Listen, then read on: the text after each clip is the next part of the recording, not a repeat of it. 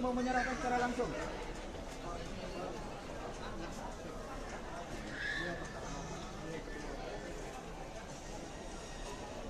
Ini Pak, orang-orangnya Pak. Yang mana lebih bagus Pak?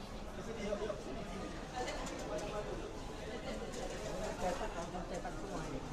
Ya, KTP. Ya bisa.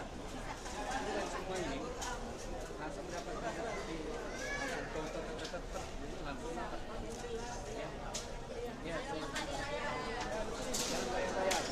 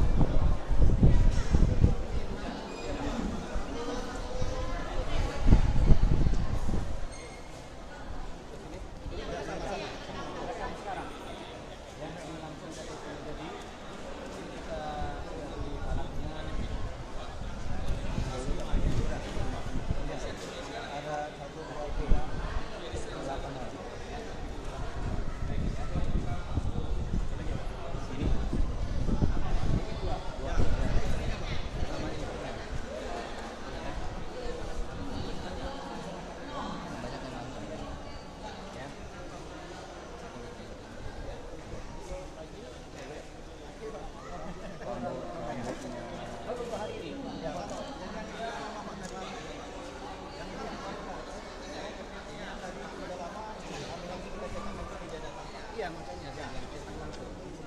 Ini baru juga. Ya.